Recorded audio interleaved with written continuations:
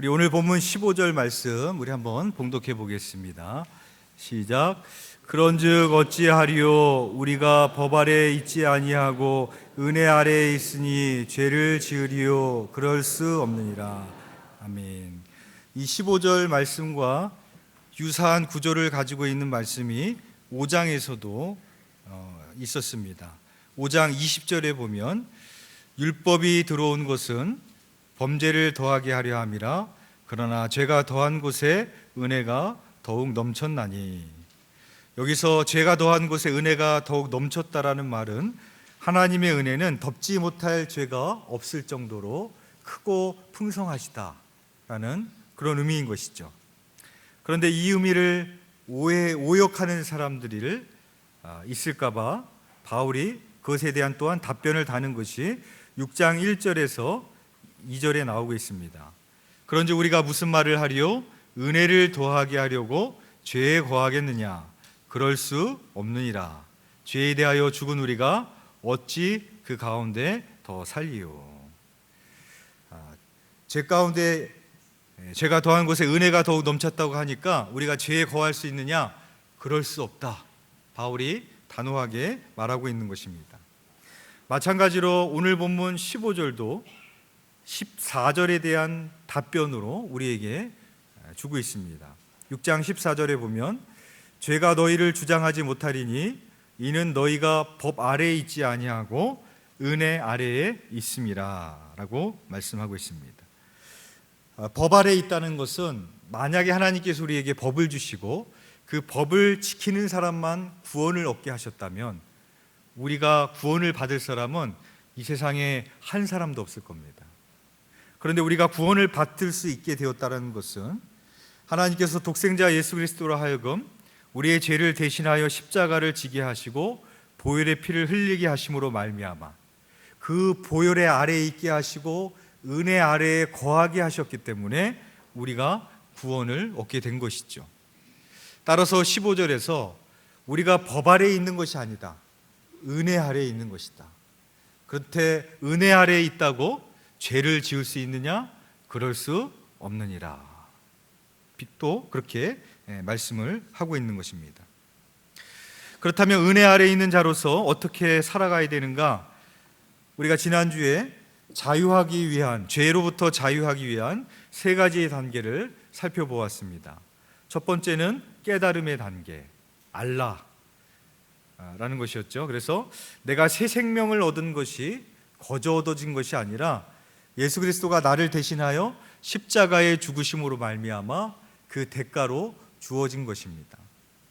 따라서 왜 예수님께서 나를 위하여 그렇게 하셨는지, 그 십자가의 고난과 죽음의 의미는 무엇인지, 그 사랑과 은혜를 받은 나는 어떤 자인지, 그리스도인은 무엇인지 누구인지 깨달아야 된다는 것이죠. 두 번째 단계는 결단의 단계였습니다. 여기라. 깨달음이 결단으로 이어지지 않으면 내 안에서 관념으로 머물다가 소멸되고 말아집니다. 그래서 우리는 어떠한 순간에도 나는 그리스도인이야, 나는 죄에 대하여 이미 죽었어, 나는 오직 하나님에 대하여 산 자야, 그렇게 내 영혼을 향하여 단호하게 선포하고 결단하는 정체성을 확립하는 단계라고 말씀을 드렸습니다. 그리고 세 번째의 단계는 드리라, 순종의 단계입니다. 첫 번째와 두 번째의 단계가 소극적인 단계라면 죄에서 자유하기 위한 적극적인 단계는 내 삶을 하나님 앞에 온전히 드리는 순종의 단계가 되어져야 되는 것입니다. 그래서 죄와 욕망에게 내 지체를 내어주면 나는 불의의 도구가 되지만 하나님에게 내 지체를 내어드리면 나는 의의 도구가 되어지는 것입니다. 오늘 본문은 이 마지막 세 번째 단계에 대해서 부연 설명이라고 볼 수 있습니다. 내 삶을 하나님 앞에 온전히 드리는 것이 무엇인가? 그 순종의 단계에 대해서 우리들에게 말씀을 하고 있습니다.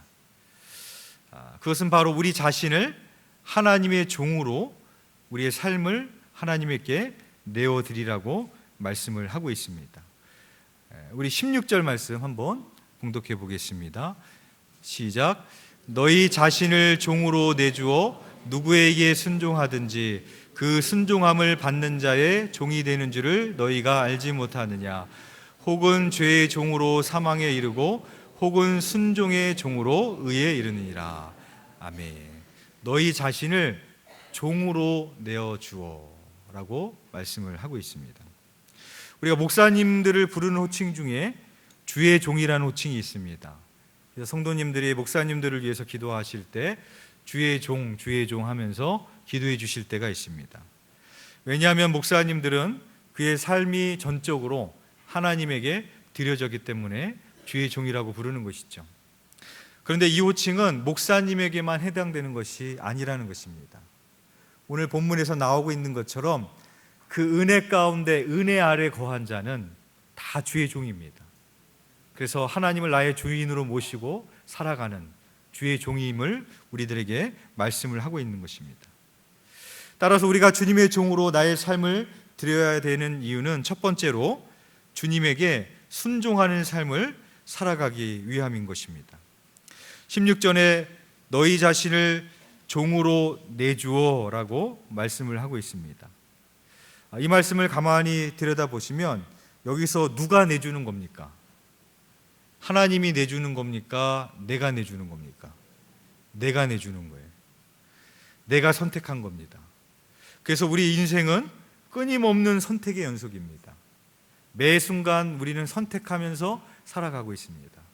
오늘 이 시간도 여러분들이 다른 곳에 놀러 갈 수도 있었겠지만 예배 자리를 지키려고 선택하고 이 자리에 나오신 것입니다. 그런데 내가 뭔가를 선택할 때 내가 선택한 것 같지만 그런데 어느 순간부터는 내가 선택한 것이 나를 지배합니다. 가령 예를 들어서 내가 술을 마실 때 내가 오늘 밤 술을 마시기로 내가 선택한 거예요. 그래서 내가 선택해서 술을 마십니다. 그런데 시간이 지나면 처음에는 내가 선택해서 술을 마시지만 시간이 지나면 누가 누구를 마십니까? 술이 나를 마시는 거예요. 내가 선택한 것에 대해서 내가 곧 지배를 받게 되는 겁니다. 이와 반대로 내가 진리를 선택하면, 예배의 자리를 선택하면 그 진리가, 그 말씀이 나를 지배하는 겁니다.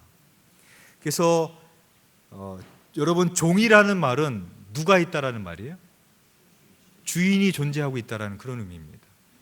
그래서 16절에 보시면 누구에게 순종하든지 그 순종함을 받는 자의 종이 되는 줄을 너희가 알지 못하느냐라고 말씀을 하고 있습니다. 내가 술에게 순종하면 나는 술의 종이 되는 거예요. 내가 죄에게 순종하고 살아가고 있으면 나는 죄의 종이요 나의 주인이 죄가 되는 것입니다. 마찬가지로 그렇다면은 내가 하나님에게 순종하면 내 삶의 주인이 누가 되어 주시는 겁니까? 하나님이 되어 주는 겁니다. 그러면 나는 하나님의 통치 가운데 거하는 삶을 살게 된다라는 것이죠. 그래서 죄의 종으로 사망에 이르고 혹은 순종의 종으로 의에 이르느니라. 내가 죄를 선택하면 죄가 나의 주인이 돼요. 결과는 뭐냐? 사망에 이르는 겁니다. 내가 하나님을 나의 주인으로 선택하면 나는 하나님의 종이 됩니다. 나는 어떤 열매를 거두게 되느냐? 의의 열매를 거두게 된다라고 말씀하고 있습니다. 일평생 자기의 삶을 하나님에게 종으로 내어주었던 사람이 있었습니다.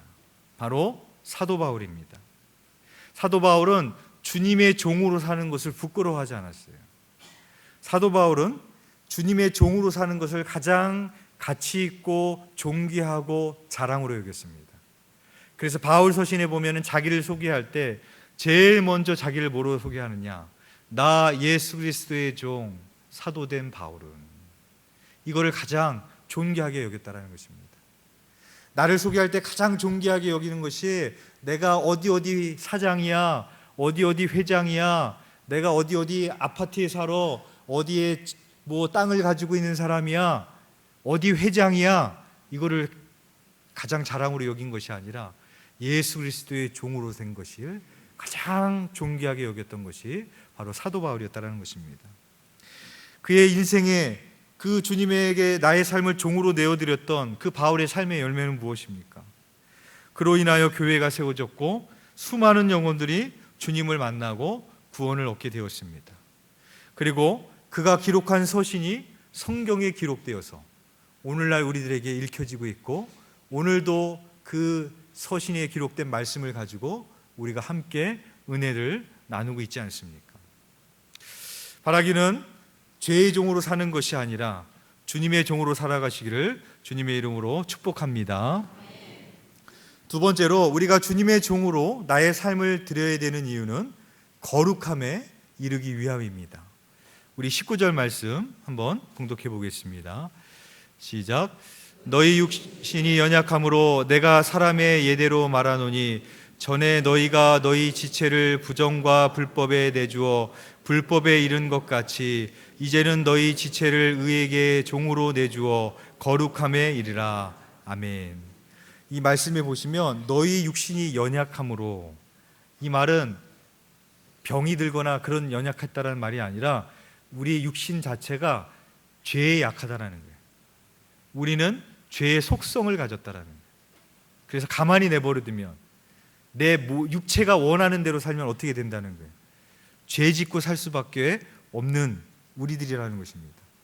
그래서 전에는 너희가 육신이 연약하여서 육체대로 살았더니 부정과 불법에 너희가 너희 지체를 내주었더라. 우리의 과거의 삶이 어떠했는지를 우리들에게 말씀을 하고 있는 것이죠. 따라서 우리가 전적으로 주님에게 매이는 종의 삶을 살지 않으면 육신을 따라가게 되어 있습니다. 그리고 우리의 인간의 의지와 노력으로는 거룩함에 이를 수가 없다라는 거예요. 주님에게 전적으로 매여서 주님과 연합하지 않고서는 내 인간적인 노력과 행위로, 결단과 의지로 되지 않는다라는 거예요. 절적으로 주님에게 매여야 된다. 주님의 종이 되어야 된다. 그래야 거룩함에 이를 수 있음을 우리들에게 말씀하고 있는 것입니다. 최근 연예 기획사 중에 하나인 YG 엔터테인먼트가 방송에 많이 보도되고 있습니다. 이 YG 소속사 가수 중에 과거에 2NE1이라는 그룹이 있었습니다. 아시나요? 모르시는 분은 연세가 좀 있으신 거고, 그래도 아시는 분은 그래도 젊은 층에 속하시는 거예요. 이 2NE1이라는 그룹에 공민지라는 자매가 있었어요. 이 공민지의 할머니가 누구인가 하면은 공옥진 여사입니다. 공옥진 여사 아시나요? 막 호랑이 막 흉내냈던 그분의 손녀래요. 그러니까 이 피는 못 속이는 거죠. 이 공민지 양이 YG에서 양현석 대표가 한때 뭐라고 했는가 하면 댄스로 공민지를 당할 사람이 아마 없을 거다. 우리 YG 안에서도 여자들 가운데 그런 말을 할 정도로 댄싱 머신이었습니다. 또 한참 유행을 끌고 있었던 이 2NE1이었는데, 이 공민지 양이 잘 나가는 가수로 활동을 하다가 불현듯 2014년도에 YG와 재계약을 맺지 않았습니다. 그리고 YG를 탈퇴했습니다. 나중에 탈퇴한 이유를 밝혔는데 이렇게 밝혔어요. 나의 팬들을, 그 아이들을 사탄의 문화에 뺏기고 싶지 않았습니다. 탈퇴 이유를 그렇게 밝혔어요. 이 공민지 양이 지금 이 YG가 문제가 된 이후에 탈퇴한 게 아니에요. 5년 전에 탈퇴했어요. 5년 전에 이미 내가 지금 사탄의 문화의 도구로 이용되고 있구나 라는 것을 영적으로 깨달은 거죠. 그래서 YG에서 탈퇴한 이후에 백석신학대에 입학했습니다.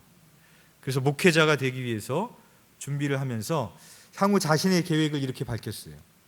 저는 청소년 문화사역의 비전을 가지고 있습니다. 지금 이 시대가 악해져 가고 있고 사탄의 문화가 세워지고 있는데 제가 아이들에게 크리스찬 문화를 쉽게 받아들일 수 있도록 연결고리가 되는 목사님이 되고 싶습니다. 이렇게 자기의 비전을 밝혔습니다. 공민지 양은 자신의 삶을 죄의 도구가 아닌 하나님의 의의 도구로 쓰일 수 있도록 자기의 삶을 주님께 내어드린 것이죠. 여러분, 이 공민지 양의 이야기는 공민지 양의 이야기만 해당되는 게 아닙니다. 우리 자녀들의 이야기고 저와 여러분들의 이야기입니다. 왜냐하면 공민지 양이 살아가고 있던 그 사회와 문화 가운데 우리가 살아가고 있어요.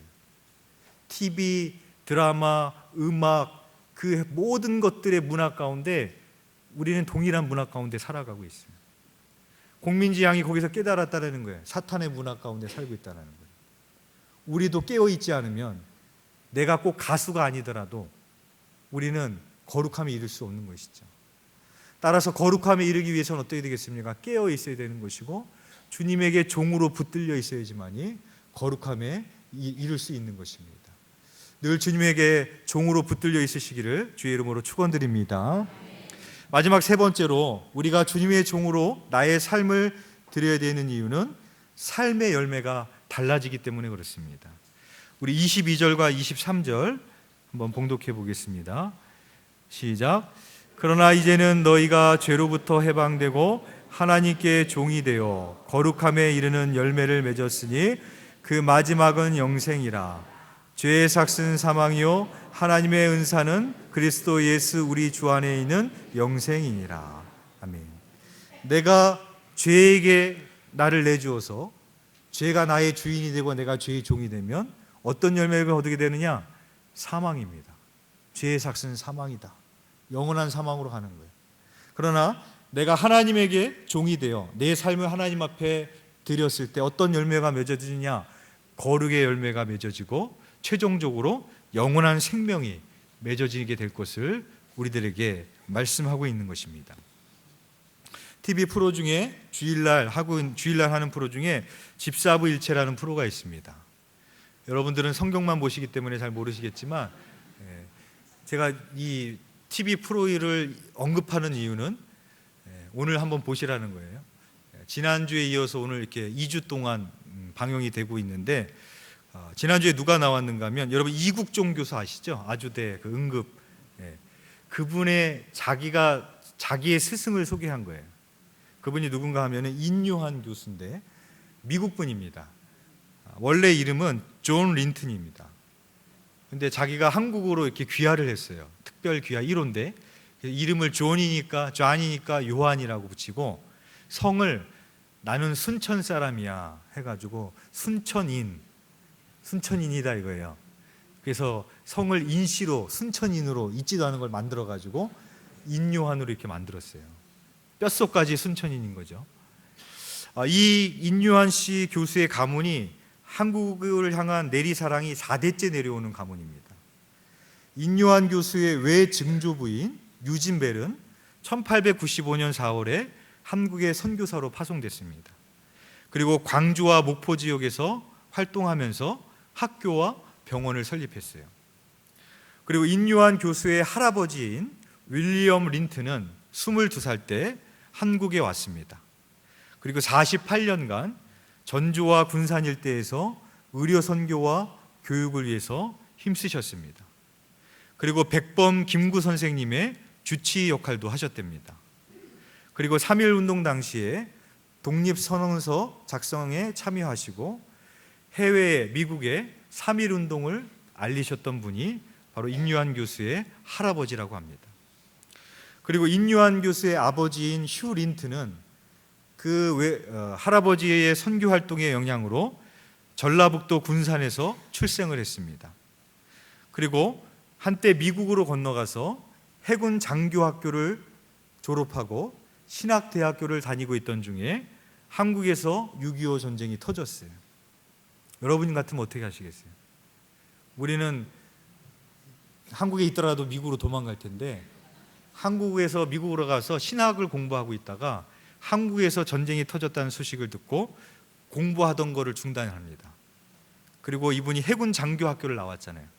다시 해군 장교로 복귀를 해가지고 인천 상륙작전에 참전을 합니다.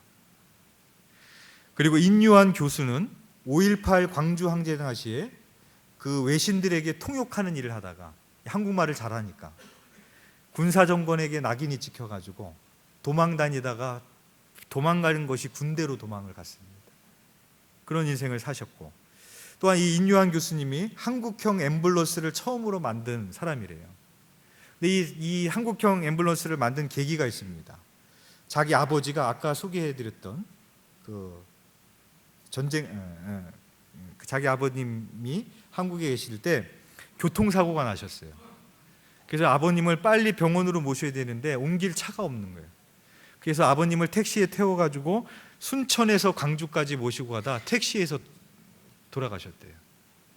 그래가지고 이 인요한 교수님이 너무나도 마음이 아파가지고 앰뷸런스를 만들어야 되겠다.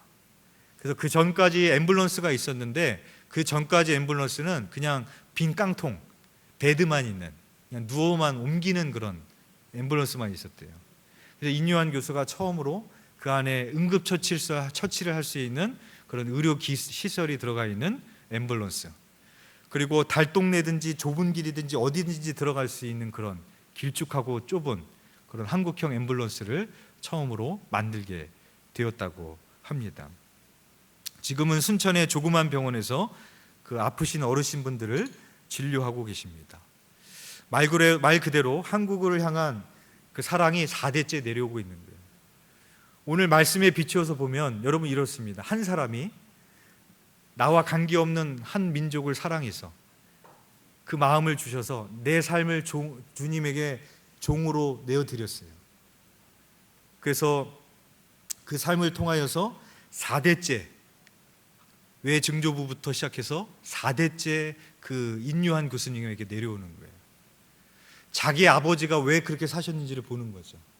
내가 하나님 앞에 내 삶을 의의 종으로 온전히 내어드렸더니 거룩의 열매가 맺어지고 의의 열매들이 맺어지더라는 것이죠. 그것으로 끝나지 않고 내 자녀들에게, 내 자손들에게 신앙의 유업이 내려갑니다. 그것이 자녀들에게만 내려가는 것으로 끝나는 것이 아니라 이국종 교수라는 내 핏줄은 아니지만 또 다른 누군가에게 그 하나님을 사랑하는, 이웃 사랑하는 정신이 또한 심겨지게 됩니다. 이 이국종 교수가 왼쪽 눈이 거의 실명된 상태래요. 왜 실명됐는가 하면은 환자의 생명을 구하기 위해서 너무 과중한 노동에 시달리고 쉬지 않고 너무 일을 많이 해가지고 왼쪽 눈이 거의 실명된 상태에 있다고 합니다. 이국종 교수가 그렇게 살아갈 수 있는 이유가 뭐겠어요? 인요한 교수님의 삶을 봤기 때문이 아니겠습니까? 그 4대째 내려오는 그 인생을 봤기 때문에 그렇지 않겠습니까? 내가 내 삶을 하나님의 의의 도구로 내어드렸을 때 그 열매는 나에게서 끝나지 않습니다. 내 자녀에게 또 누군가에게 그 열매가 맺어지게 되어지는 것을 보게 되어집니다. 제가 과거에 TV에서 보다가 이 과거의 노예들이 있었잖아요. 이 노예들을 묶어놨던 쇠고랑과 말뚝과 사슬과 채찍들, 이런 것들이 아직 남아있는, 박물관에 남아있는 이런 것을 제가 보게 됐는데, 이 백인들이 배를 타고 갈 때 노예들을 데리고 갑니다. 노예들을 데리고 가는데 옷을 입지 않아요. 다 발가벗겨 갖고 다니는 거예요. 여자든 남자든 인간이 아닌 거죠. 그리고 목에다가 이 쇠고랑을 채웁니다. 한 사람만 채우는 것이 아니라 비엔나 소세지처럼 자기 노예들이 다 목이 연결되어 있어요. 그리고 맨 끝에는 바위돌 같은 것, 무거운 돌 같은 게 하나 있어요. 그래가지고 배에 태우고 가다가 배 밑으로 내려보낼 때 한 사람씩 줄 서서 내려가라 이렇게 안 하더라고요. 그냥 돌을 냅다 밑으로 던져버려요. 그럼 어떻게 됩니까? 이게 묶여 있죠. 줄줄줄이 그냥 와다닥닥닥닥 하고 밑으로 다 떨어지는 거예요. 그러니까 인간이 아닌 짐승처럼 취급받았던 그런 시대가 있었더라고요.